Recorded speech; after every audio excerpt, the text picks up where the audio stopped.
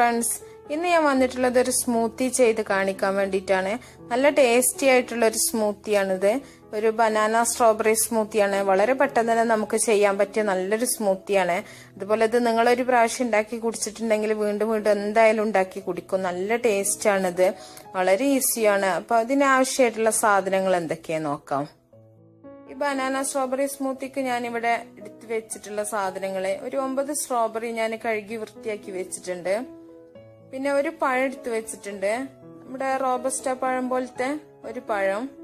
പിന്നെ 1.5 ഗ്ലാസ് പാല് ഞാൻ ഒന്ന് ഐസാക്കിയിട്ടൊന്ന് പൊടിച്ച് വെച്ചിട്ടുണ്ട്.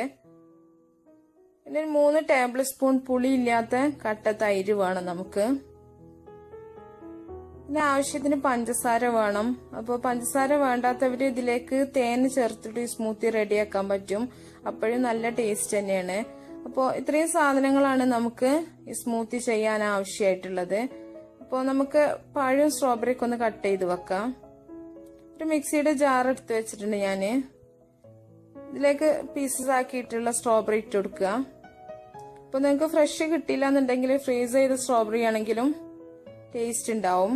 ഫ്രഷ് കിട്ടുകയാണെങ്കിൽ അത് വെച്ചിട്ട് തന്നെ ചെയ്യാം. അപ്പൊ നമ്മൾ സ്ട്രോബെറി ഇട്ടെടുത്തിട്ടുണ്ട്.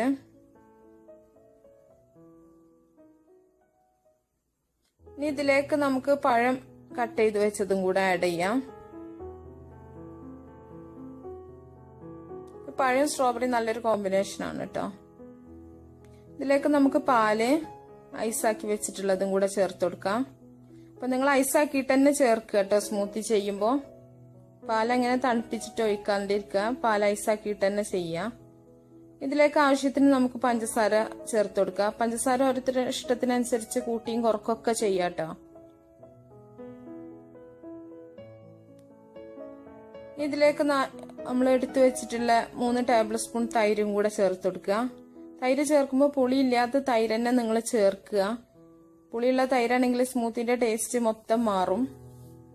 ഇതിലേക്ക് ഒട്ടും വെള്ളം ചേർക്കരുത്. നമ്മള് ഇത് നന്നായിട്ടൊന്ന് അടിച്ചെടുക്കുക. ഞാൻ സ്മൂത്തി അടിച്ചെടുത്തിട്ടുണ്ട്. ഇതൊരു ഗ്ലാസ്സിലേക്ക് നമുക്ക് ഒഴിച്ചു കൊടുക്കാം. അങ്ങനെ നമ്മുടെ ബനാന സ്ട്രോബെറി സ്മൂത്തി ഇവിടെ റെഡി ആയിട്ടുണ്ട്.